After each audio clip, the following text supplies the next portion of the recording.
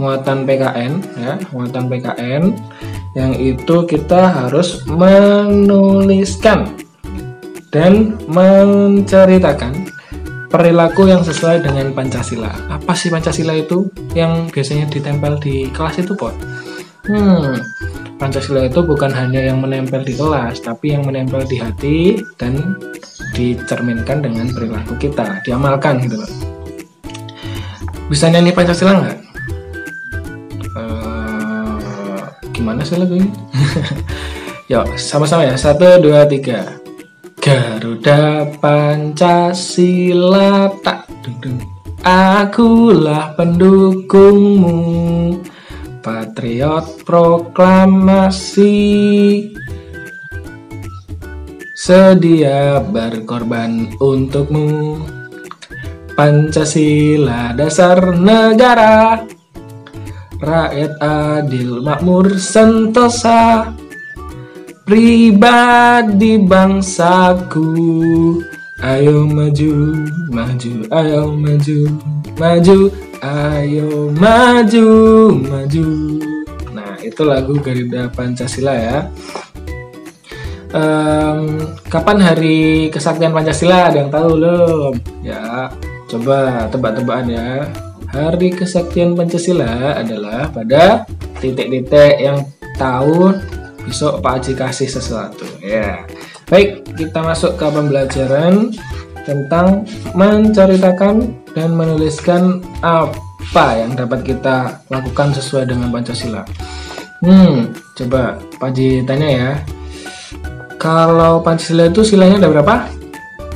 5. Yang pertama, ketuhanan yang Maha Esa. Yang kedua, kemanusiaan yang adil dan beradab. Yang ketiga, persatuan Indonesia. Yang keempat, kerakyatan yang dipimpin oleh hikmat kebijaksanaan dalam permusyawaratan perwakilan. Yang kelima, keadilan sosial bagi seluruh rakyat Indonesia.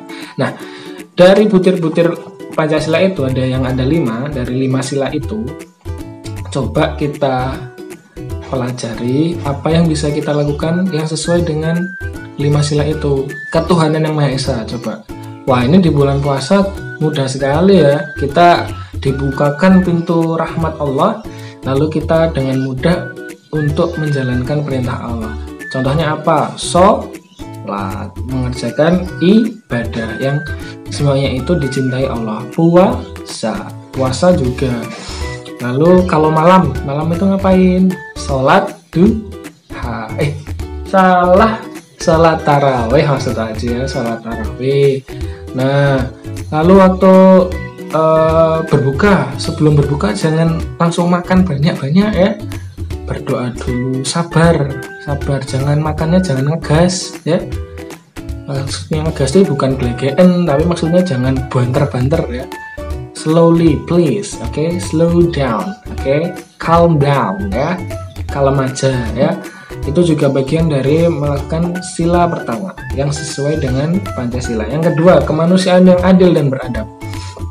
Ketika kita di rumah misalnya, lalu ibu kita itu memberikan lauk untuk sahur, kok beda antara dirimu dan kakakmu. Nah, misalnya kakakmu itu porsinya 3 centong nasi. Wah, kamu itu cuma 1 centong nasi. Set ya gitu. Kenapa kok beda? Itu adil tidak sih? Itu adil anak-anak. Namanya adil itu adalah memberikan sesuatu sesuai dengan porsinya secara proporsional. Proporsional itu sesuai dengan ukurannya yang tepat. Nah, kalau kamu makan 3 centong nanti kamu kekenyangan, kegendutan, nanti malah puasa malah tidur kayak gitu. Tapi kalau kamu 1 centong itu nanti puasamu kuat karena makannya juga tepat, tidak banyak-banyak, tidak berlebihan. Sedangkan kakakmu itu udah gede misalnya, jadi 3 centong, tenaganya itu banyak ya. Tenaganya harus mengeluarkan banyak dalam 1 hari. Sedangkan kamu kalau paling cuman lari-lari kayak gitu. Kakakmu mungkin larinya 1 lapangan, kamu paling larinya cuman 1 lapangan badminton. Nah, kayak gitu. Jadi porsinya berbeda itu juga bisa dikatakan adil. Nah, lalu beradab maksudnya gimana? Contohnya ketika sahur juga. Sahur itu beradab, misalnya makan sambil duduk. Kalau tidak duduk maka tilah. Sila yang ketiga tentang persatuan Indonesia. Kalau di rumah, anak-anak jangan berantem-berantem dengan kakaknya, apalagi bertengkar dengan ayah ibunya. Nah, itu termasuk perilaku yang tidak bersatu ya. Kalau bersatu, ketika sahur misalnya itu anak-anak rukun, damai, ayam, tentrem, guyub rukun. Nah, itu kakaknya makan ayam, kamu mintanya juga ayam, tapi ayamnya yang tepung misalnya. Terus aku pengennya yang itu yang diambil kakak. Nah, itu jangan kayak gitu, jangan bertengkar ya. Kakaknya dibeliin sepeda, kamunya pengennya motor, loh salah ya. Harus rukun, damai, ayam, tentram. Nah, kalau di rumah dan sekolah contohnya gimana? Ayo. Lalu yang sila keempat, kerakyatan yang dipimpin oleh hikmat permusyawaratan dalam kerakyatan yang dipimpin oleh hikmat kebijaksanaan dalam permusyawaratan perwakilan. Nah, ini bagaimana? Ketika ada sesuatu yang berselisih atau berbeda pendapat, itu sebaiknya diselesaikan dengan rembuk, dengan diskusi, dengan musyawarah. Jadi tidak main hakim sendiri ya. Misalkan ketika tadi sahur, anak-anak pengennya makan yang tidak ada di meja makan. Wah, dimasakinnya ayam goreng, mintanya mie goreng. Wah, lalu anak-anak ngambek. Nah, jangan seperti itu. Kalau kamu punya pendapat ingin sahur yang berbeda, coba diskusikan. Begini caranya.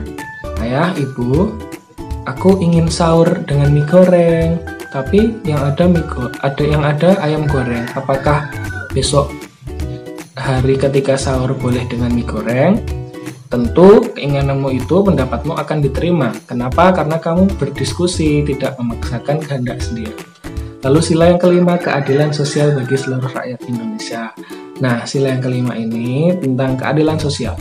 Jadi ketika di masyarakat, di lingkungan sekitarmu itu, kita harus berperilaku adil ya teman anak-anak ya.